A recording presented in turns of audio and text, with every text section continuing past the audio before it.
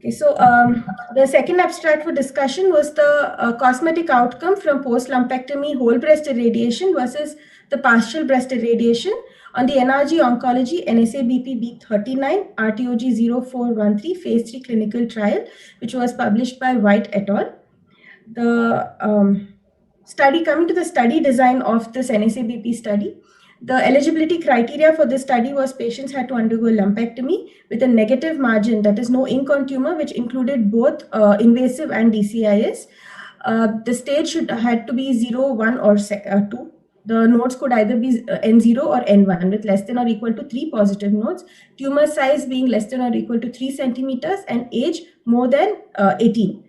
They randomized about 4,000 patients. They randomly assigned them. Post randomization, they underwent stratification based on their disease stage, menopausal status, hormone receptor status, and intention to receive chemotherapy into 2 groups.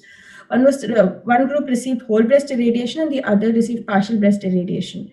The whole breast irradiation group, the dose was given between 50 to 50.4 gray to the whole breast, followed by optional boost up to more than or equal to 60 gray.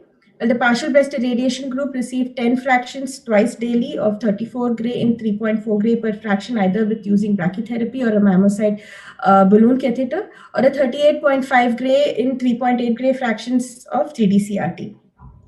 In the whole breast radiation arm, the radiation was delivered after the completion of chemotherapy, while in the partial breast irradiation arm, the chemotherapy was given after the radiation was completed. So the results were, they looked at the incidence of ipsilateral breast tumor recurrence. The partial breast irradiation arm had a slightly higher rate of ipsilateral breast tumor recurrence compared to the whole breast irradiation with 4.6% versus 3.9%. While the recurrence-free interval at 10 years for the whole breast irradiation arm was about 93% and partial breast irradiation arm was 91%, which was not of much difference between the two at 10 years. The study also analyzed multiple other QOL assessments. One was the Cosmosis, the other was pain score, they analyzed the vitality score, but this abstract mainly looks at the cosmetic outcome. So the cosmetic outcome was rated in 3 ways. One was the patient rated, the other was physician rated, and the third was by digital photographs. So the global cosmetic score was given by the rating that was given by the patient and by the site radiation oncologist. It was a 4-point scale, which was 4 scales of excellent, good, fair, and poor. The digital photographs, 2 photographs were taken, one of both the breasts sitting upright with hands on the chest, hands on the hips, and the second photograph was a close-up of only the treated breast. It was an anterior view. These were separated to a separate database. The time points for the patient, the radiation oncologist, and the digital photographs were different. For the patient, the patient had to assess at baseline, at the last day of treatment, 4 weeks after treatment, 6 months, 12 months, 24 months, and 36 months after the treatment. The site MD analyzed at baseline, 12 months and 36 months, while the digital photos were also taken at baseline, 12 months and 36 months after the treatment. So the global scale was classified into 4. One was excellent, good, fair, and poor. It was a very self-explanatory cosmetic score. So the outcome, the QOL and cosmetic outcome sub-study, this enrolled about 975 patients from March 2005 to May 2009, and a total of 900 patients were used for analysis. And these 900 patients had a baseline form of all of them, and at least one of the 3 modes at 12 months or 36 months. There were 2 cohorts. One was a chemotherapy cohort and the other was a non-chemotherapy use cohort. So the number of patients used available for the GCS comparisons were as given. That is at baseline to 36 months, there were about 675 patients in the 635 comparisons in the patient arm, 604 in the site MD arm, and 400 in the digital photography arm. So again, it was a very well-matched group when they looked at the patient and the tumor characteristics between the whole breast irradiation, the partial breast irradiation arm. When they looked at all the race, age, menopausal status, hormone receptor status, disease stage, with all the stratification groups, it was a well-matched group between both whole breast and partial breast irradiation arms. including chemotherapy, axillary dissection, and the radiation. The partial breast radiation was mostly given in the form of 3D CRT. 20% received balloon catheter, 9% received a multi-catheter brachytherapy, and 1% was an unknown group. So the digital photographs, about 2,000 photographs from 892 patients were used, which documented the anterior view of both the breasts. And they used MATLAB to standardize the light and contrast, and also to reduce the background noise. And 1,700 of the reformatted photos were reviewed by 6 radiation oncologists in a rotating manner that assigned the GCS score. And they were blinded to the trial arm, the time point, and the treatment arms. So coming to the way they were analyzed based on their groups, whether they received chemotherapy, no chemotherapy, and one was a combined group. And they looked at equivalence, which was defined as a confidence interval fully contained within the bound of 0.4 into standard deviation, plus 0.4 to minus 0.4. And the effect size definitions were of 3. One was negligible changes, small changes, moderate changes, or large changes.